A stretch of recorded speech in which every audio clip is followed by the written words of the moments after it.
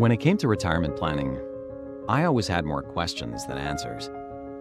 What are my options? Is my money in the right place? And what about taxes? What impact will they have on my retirement lifestyle?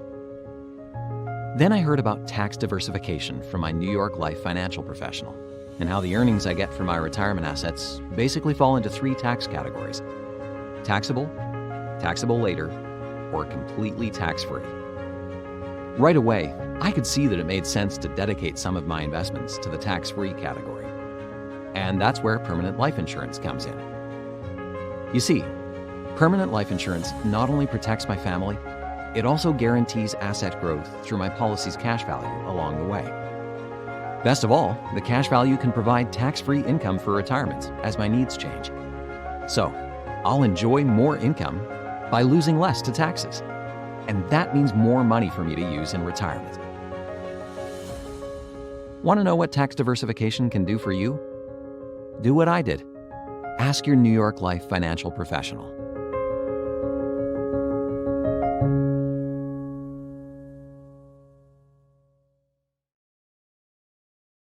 Hi, this is Samragni Majumdar. I have been in this industry for 11 years. I help families with their different financial needs and estate planning.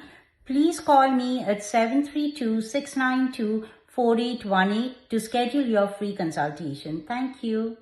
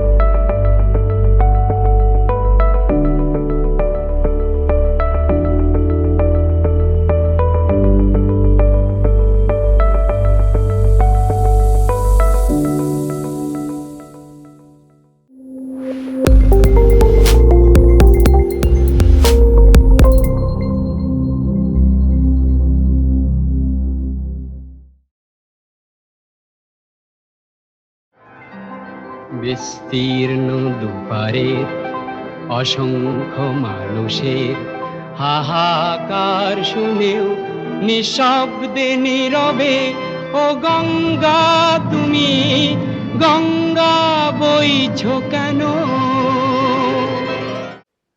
Namaskar and Namaste. Welcome to Star Darbar, one unique episode about one unique maestro. The person we will discuss tonight is Dr. Tej Hazarika, and with me, right next to me, is his son, Tej Hazarika. Namaskar and Namaste. How are you, Tej? I feel fine, thank you. It is our honor to welcome you in our channel and with this show called Star Darbar. We would love to discuss about your dad. We all loved him so much because of his compositions, his poetry, his singing.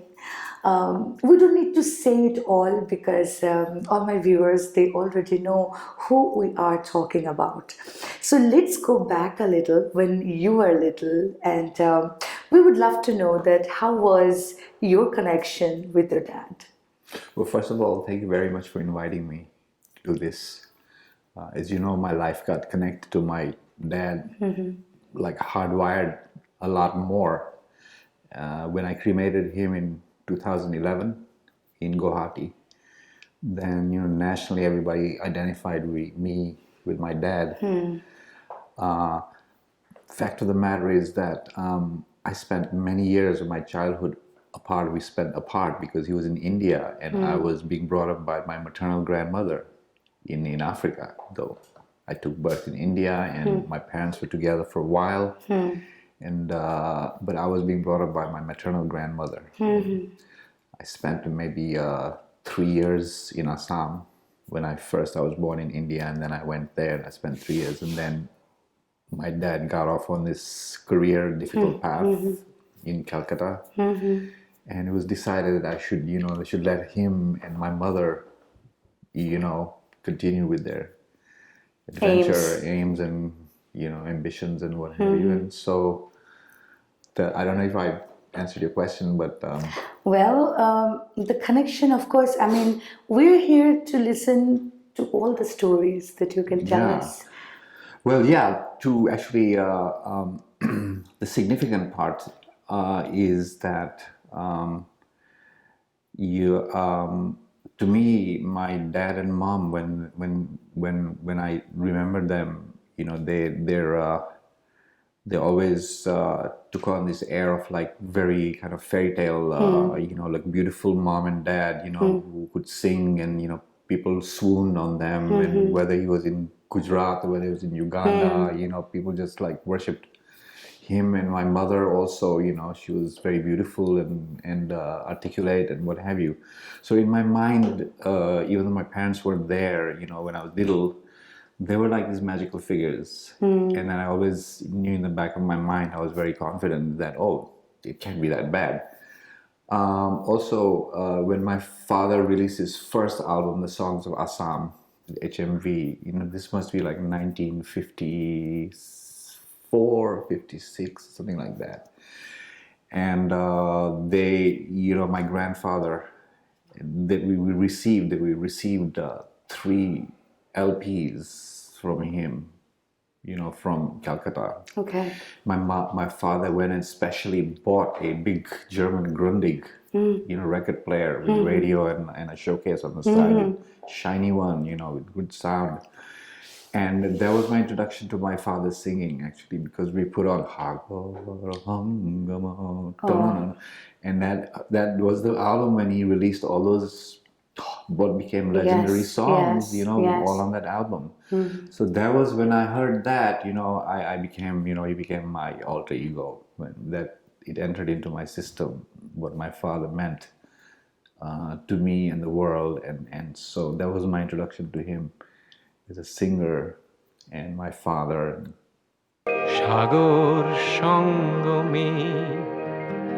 সাগর সঙ্গমে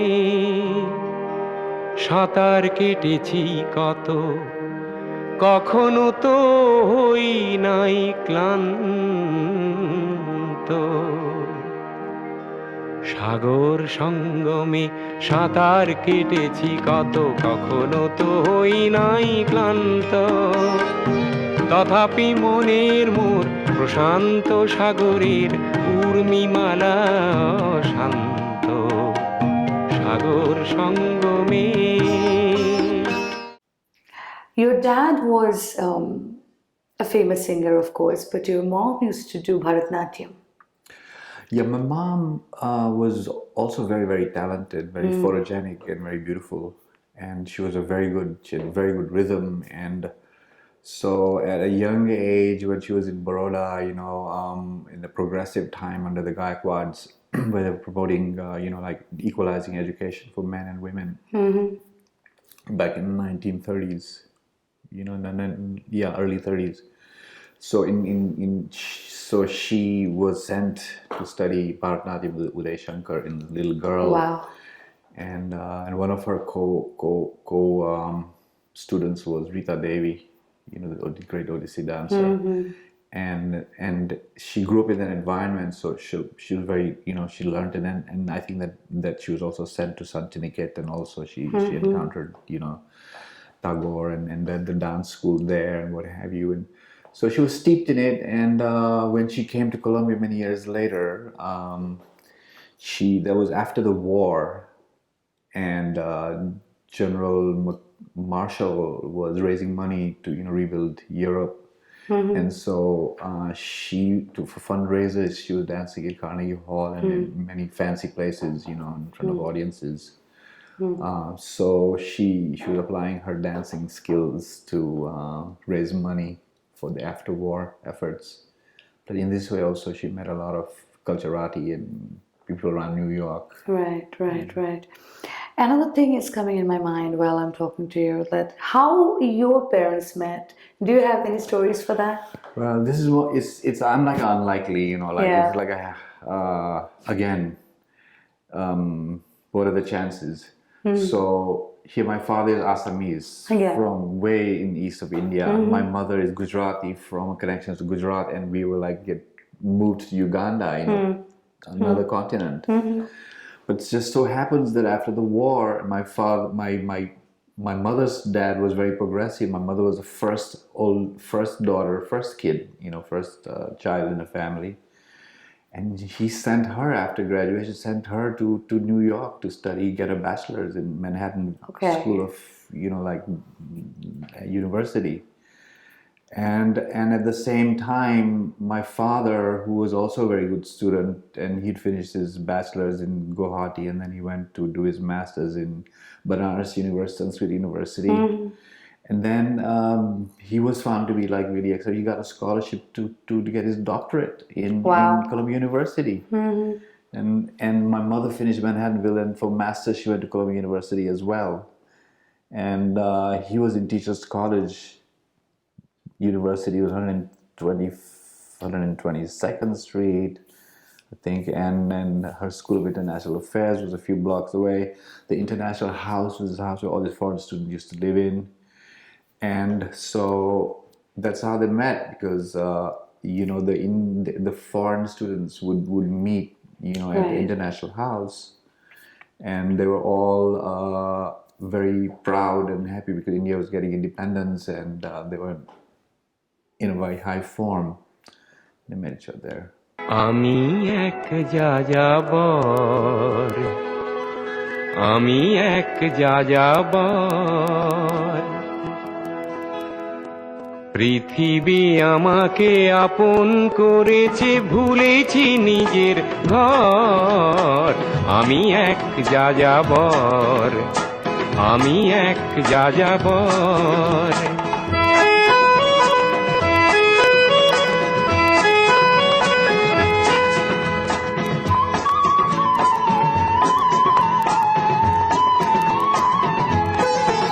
আমি গঙ্গার থেকে Mississippi হয়ে vlogger রূপ দেখেছি, অটোয়ার থেকে Austria হয়ে প্যারিসের ধুলো মেখেছি। আমি ইলোরার থেকে রং নিয়ে দূরে শিকাগো শহরে দিয়েছি। গালিবের শের তাশখন্দের মিনারে বসে শুনেছি। মার্ক টোয়েনের সমাধিতে বসে গোর্কির কথা বলেছি। বারে বারে আমি পথের টানেই পথকে করেছি ঘর। তাই আমি যাযাবর, তাই আমি যাযাবর। So you just mentioned earlier that he went to Calcutta for his aim or ambition towards the music world. So how was the life in Assam? Well, yeah, it was not just the music world. He was very ambitious to be a filmmaker. Oh, Don't yeah. forget when he got his doctorate in audiovisual education at Columbia University. And his thesis was on using audiovisual equipment to accelerate the education of the peasants of India. His thesis was on that. He was recommending that film equipment be given to them, and they were showed how to use it. These were experiments that were done in the US and the Soviet Russia through the 40s very successfully, and bypassing education, bypassing literacy to get people to, just like what's happening today. You don't have to be literate to get into complicated stuff. You do have to know how to read, but still. So he wanted to. He was already recognized as a singer in Assam at a young age. You know, he broke out, and then he stopped when his voice cracked.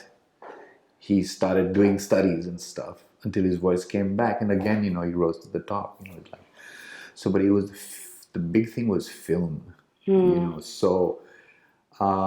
I think that there was a lot of poverty, and you know, it's like Assam's always had that historically like backward, you know, and you know, under the shadow of Bengal and what have you. But the fact of the matter is that, you know, there were like very dynamic people in Assam also, and all the studios were in Calcutta. You know, all the big recordings. So everybody who wanted to do some very professional level work, they all had to go to Calcutta. Yes. To do it. And that's where the culturati were. And so my mom and my dad didn't want to, you know, be an academic. You know, he got a job at the university and stuff, but his heart was somewhere else. And they decided to, you know, up and get out of Assam and go to Calcutta and seek their fortune there. And the rest is history. Absolutely, and my viewers, I'm really proud to say this, that being from Calcutta, right now I'm feeling like, wow, okay, so I would love to share this song. This is one of my favorite songs, and that is in Bengali, but I would love to share this with all of you. And after that, we will hear one more Hindi song from him as well. মানুষ মানুষের জন্যে, জীবন জীবনের জন্যে, একটু সহানুভূতি কি মানুষ পেতে পারে না ও বন্ধু? মানুষ মানুষের জন্যে, জীবন জীবনের জন্যে, একটু সহানুভূতি কি মানুষ পেতে পারে না ও বন্ধু? মানুষ মানুষের জন্যে। We are listening to the maestro, Dr. Bhupen Hazarika, and the storyteller is himself, his son, Tej Hazarika.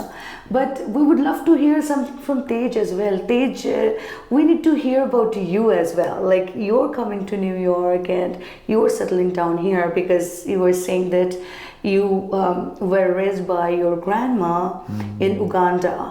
So how come you came to New York, and what was that life-changing moment? Yeah, it's I myself can't believe it, but I'm still here to talk about it. So it must be some kind of wonderful blessing that I'm still here. Yes. That so it happens. So how I came here was also like a really fun story. So my mother was back in Uganda. She was a diplomat. Okay. You know, after she left Calcutta, she came back to Uganda, and then she started working and making a living for herself. She became her own. Independent. Right. Yes. You know. Okay. Before, I think her life was like probably like under my dad's. You know, Guidance. He was the big guy. And the faction. Yes, exactly. And then, you know. So she started to explore herself. But yeah, well, it wasn't out of necessity. You know, Yeah, she's of coming course. home. We're not all like living on trust funds and things like that. Everybody had to make a living, you know. Yes. So she came back to Uganda and started exercising whatever her education was, and she became a journalist, and she became a news editor, you know, for Radio Uganda, and then they started Uganda Television. She became the editor anchor. The first anchor. Wow. And so she was in the swing of life. It was a very dynamic period. I was already there, and I was happy to see my mother come back. Right, and right. I was very proud of her.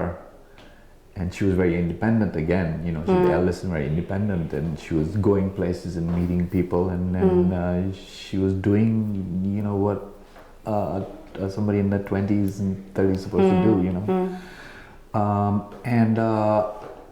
It was like I just finished my O-level Cambridge school cert, you know, like exams we used to get it was British, it used to be ex-British colony, we got our exams from Cambridge, and I scored really nicely. And she got posted to the United Nations because she joined the foreign service in Uganda. Okay. And she got posted to New York, to the United Nations. And she asked me, I was on the West Coast somewhere playing with my band, and I said, "Do you want to go to New York?" He said, "Yeah." And so that's how I came, and I was lucky I got into a good school and university. You just spoke about the band. I just want to interrupt you. You just spoke about the band. Yeah. So, of course, the son of a musician need to have some kind of music inside him, as well as your mother also, the great artist. So, what was really music to you? For music was everything. Because just knowing in the back of my mind, knowing to have a father who made a living from music and film and everything, it must be possible, you know. I must have, there was a, plus he gave me my first guitar, back in '64 when I went to visit him in Calcutta, took me to Chinatown, and he bought me one Indian-made guitar, my first guitar came from him. And music was always. And so as kids, this was the most exciting. I was listening to all kinds of music. I was listening to Hindi music, my dad's music, but I also listened to African music, was everywhere. Plus pop music from London, And so I used to listen to traditional music in Radio Uganda, and so I just loved music. So by the time I was 14, of course, we had to form a band. And so no matter what, we had to do it by, somehow we had a band and we were performing and having a good time, being teenagers. Of course. As we're going to look about his different aspects of his looking towards the society and the political parts as well, because the songs he wrote, it has few glimpses from there as well. So I hope that you loved tonight's episode, and we'll be back again with Tej next week as well. Thank you so much for watching Star Darbar.